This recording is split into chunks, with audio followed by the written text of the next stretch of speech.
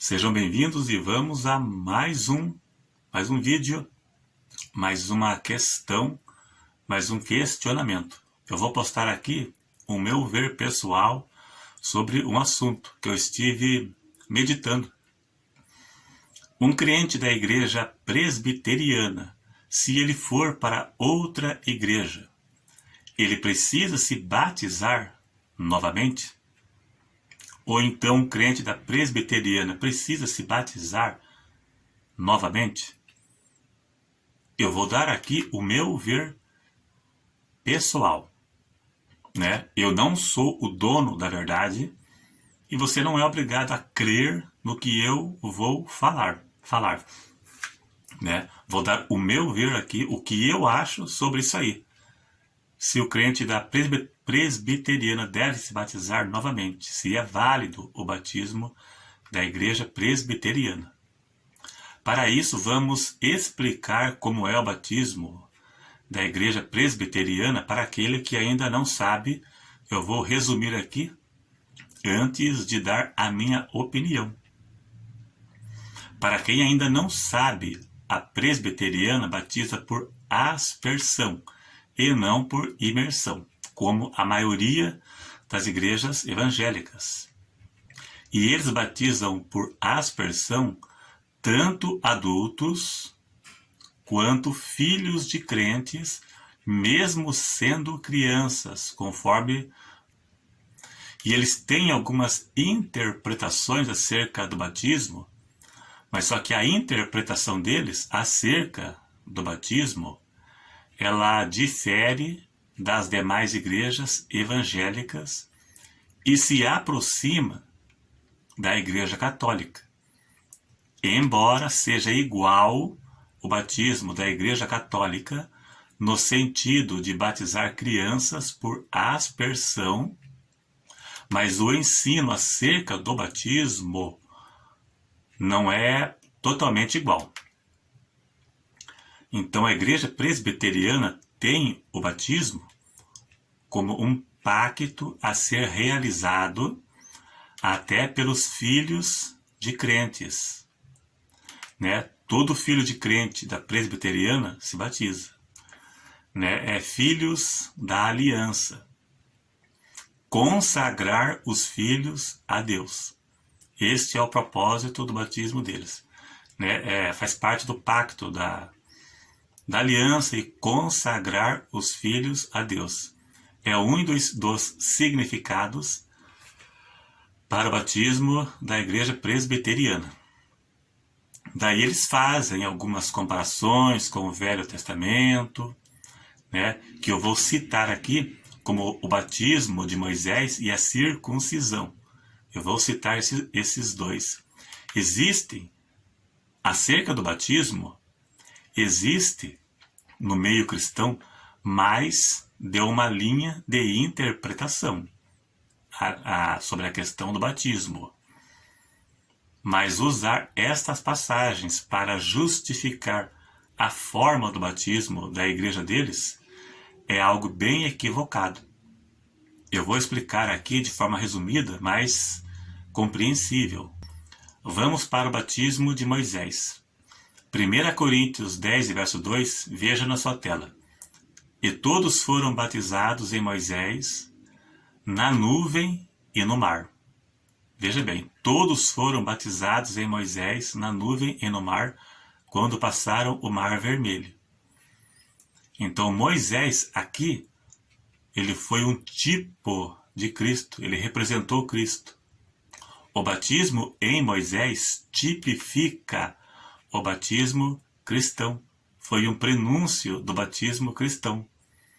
Batizados em Moisés significa que em Moisés eles passaram para uma nova vida livre da escravidão do Egito, livre da escravidão. E o batismo cristão, quando se batiza, passa para uma nova vida com Cristo, né? Então a presbiteriana usa essas passagens porque as crianças também foram batizadas em Moisés na passagem do Mar Vermelho e também passaram a uma nova vida. Tá bom. Esse batismo de Moisés ilustra o batismo cristão de Romanos 6, verso 3 e 4, mas em nada tem a ver com o batismo de Moisés, pois o batismo é para pessoas que se arrependeram de seus pecados. O batismo cristão é para pessoas que se arrependeram de seus pecados e identifica a pessoa com Cristo na sua morte. Eu vou ler aqui Romanos 6, verso 3 e 4, você veja na sua tela aí. Não sabeis que todos quantos fomos batizados em Jesus Cristo, fomos batizados na sua morte? De sorte que fomos sepultados com ele no batismo na morte, para que como Cristo ressuscitou dos mortos, pela glória do Pai, assim andemos nós em novidade de vida. O batismo cristão é o banho simbólico que identifica a pessoa com Cristo na sua morte. Quando a pessoa batiza, ela morreu para o mundo e ressuscitou para uma nova vida com Cristo. Isso é algo para adulto, né? E é por imersão. A Bíblia nunca citou batismo por aspersão. A conversão precede o batismo, ela antecede. A pessoa se batiza porque é salva e não para ser salva. Entendeu? Não é para ser salva. O batismo não salva e é para salvo, e não para ser salvo. Identifica a pessoa com Cristo na sua morte, e não é uma identificação de religião. O batismo identifica a pessoa com Cristo na morte, e não é uma identificação como cristianismo apenas. Então, muitos batismos é a identificação da pessoa com o cristianismo quando não há conversão, né? Então, a pessoa que se batiza em pecado apenas se identifica com a religião e não com Cristo, porque não houve conversão. Tem que haver conversão. Todos os batismos de Atos, ali quando foi fundada a igreja em Atos capítulo 2, a partir dali, todos os batismos foram em pessoas adultas e primeiro se converteram. No dia de Pentecostes foram batizados todos aqueles que receberam a palavra. Em Samaria, Atos capítulo 8, foram batizados todos que creram na pregação de Filipe. Atos capítulo 8, Filipe, o eunuco se converteu com a pregação de Filipe e se batizou. Paulo, capítulo 9, se converteu e se batizou. Capítulo 19, aqueles cristãos de Éfeso que tinham sido batizados apenas no batismo de João, foram rebatizados por Paulo. Todos eram adultos conscientes. E veja a questão do batismo por aspersão, que é o batismo da presbiteriana. Veja o curioso que eles estavam no deserto. E no deserto não tem água. Quem viaja para o deserto leva água. Até ouvi um pastor um dia no YouTube, ele disse que já viajou pelo deserto, e ele disse que a maior preocupação de quem viaja no deserto é água. Levar muita água, água suficiente. Será se veja que Filipe e o eunuco, eles procuraram uma água, chegaram ao pé de um rio e se batizaram. Então, se o batismo pudesse ser por aspersão, Filipe poderia ter pego um punhadinho de água na mão e passado na testa do eunuco, aqui como eles fazem, né? Jogar um pouquinho aqui e pronto. Mas não, eles foram até um rio, caminharam até achar, ou cavalgaram, não sei, até achar um rio, e ali batizou o eunuco. Veja em João 3, 23, está escrito que João batizava em Enom, porque ali havia muitas águas. O batismo literal, sem margem para questionamento, não é nem coisa de interpretar, é literal. Era em rios e pessoas adultas que se converteram e se arrependeram de seus pecados. Nunca citou um bebê. Alguns dizem, na casa do carcereiro, todos foram batizados, na casa não sei de quem. Não é literal, não diz nada, não fala nada. Entendeu? Então o batismo literal na igreja, a partir de Atos 2, foram em rios e pessoas adultas, né?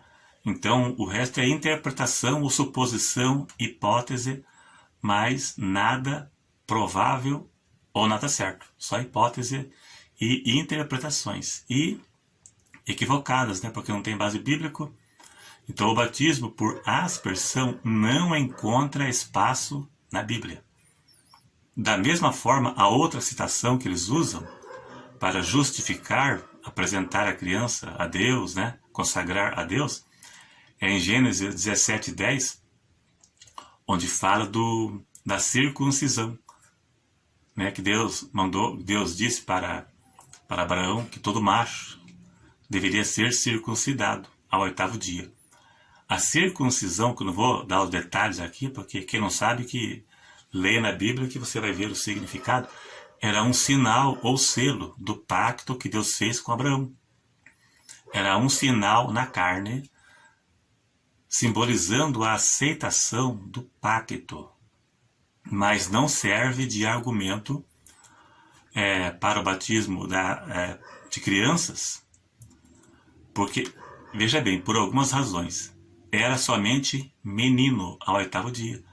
A igreja presbiteriana batiza menina, e não é ao 8º dia, né? Então, não foi, a Bíblia nunca citou nada que ficou em substituição à circuncisão. É só interpretações e bem equivocadas, uma coisa bem infundada mesmo, né? Não tem cabimento ter que fazer um malabarismo bíblico para provar algo que não existe na Bíblia. A igreja presbiteriana batiza menino, né? E a Nova Aliança não cita pacto com crianças. Pacto de ser cristão. Não existe pacto para ser cristão. Cristão é aquele que se arrependeu de seus pecados e segue o cristianismo. Não é, né? O batismo em pecado de neném identifica com a religião. O batismo de bebês da Igreja Católica identifica a pessoa com a Igreja Católica. O batismo da presbiteriana identifica a pessoa com a Igreja Presbiteriana. A pessoa que se batiza em pecado em qualquer igreja evangélica identifica a pessoa com a religião e não com Cristo. Ela é uma pecadora, que nem o batismo de Simão. Jesus disse que quem crer e for batizado será salvo. Simão, em Atos capítulo 8, ele creu, foi batizado, mas não era salvo. Pedro disse: arrepende-te desse teu pecado, porque o seu coração não é reto diante de Deus. Ele creu, se batizou, mas não se arrependeu dos seus pecados. Ele estava preso no pecado. É uma questão de interpretação, que não é tão difícil assim, se você usar a Bíblia fora da ótica religiosa. E outro argumento que eles usam é apresentar criança na igreja. Eles citam evangélicos que fazem isso, que evangélicos preferem consagrar a criança a Deus, como foi Jesus. Mas isso era do Velho Testamento. Apresentar criança na igreja, embora seja bonito, não é errado, é bonito, mas não é bíblico. Na Nova Aliança não existe apresentar criança na igreja, né? Jesus foi apresentado ao 8º dia, mas era menino, e era um pacto da lei. Eu vou ler aqui, Lucas capítulo 2, né? Capítulo 2. Eu vou ler aqui, você vai acompanhar na tua tela. E quando os 8 dias foram cumpridos para circuncidar o menino, Jesus, foi-lhe dado o nome de Jesus, que pelo anjo fora posto antes de ser concebido. E cumprindo-se os dias da purificação, segundo a lei de Moisés. Veja, Jesus era da lei. O levaram a Jerusalém para o apresentar ao Senhor, conforme a lei de Moisés, segundo o que está escrito na lei do Senhor, na lei de Moisés, todo macho primogênito seja consagrado ao Senhor, e para darem a oferta segundo o disposto na lei do Senhor, um par de rola ou 2 pombinhos. Veja, aqui é a lei. Apresentar criança na igreja é bíblico. Eu nunca vi. Jesus foi apresentado, mas também foi circuncidado. Você circuncidou teu filho? Você não circuncidou teu filho, né? Então tem que circuncidar também. Apresentar criança na igreja não é bíblico. Isso não existe. Isso é da lei, tudo é da lei. Ah, mas está no livro de Lucas. Não. Os 4 evangelhos, Mateus, Marcos, Lucas e João, pertencem à lei. Ela está aqui na divisão da Bíblia. Ela está no Novo Testamento porque foi escrito no Novo Testamento, mas pertence à lei. A lei terminou com a morte de Cristo. E a igreja começou em Atos capítulo 2, no dia de Pentecostes. Então todos os eventos ali nos evangelhos pertencem à lei. Esta é a verdade, né? Cada ritual deste que eu citei tinha um simbolismo e um significado em que nada se aplica hoje. E não houve nada em substituição na nova aliança. Na nova aliança tinham 2 ordenanças, o batismo e a ceia do Senhor. Batismo e ceia, para salvo. O batismo só tem significado para salvo. O pecador que toma ceia está tomando para a sua condenação, porque é um memorial que lembra o sacrifício de Cristo e o benefício para o salvo. O salvo foi justificado pelo sangue de Cristo que ele derramou. Por isso ele carne e sangue. O pecador, ele é culpado pela morte de Cristo. Então, para ele não tem significado. O crente que se batizou em pecado e toma ceia, para ele não serve para nada. É um pãozinho com que suco. Pão com que suco. Pão com que suco. E o batismo de um pecador também. Ó, se tomou um banho de piscina. E as igrejas fazem isso. Batiza hoje, amanhã a mulher está pelada na rua. Eu sei porque eu vejo aqui, para baixo, aqui tem uma igreja evangélica que o Brasil inteiro conhece. A cada esquina tem uma.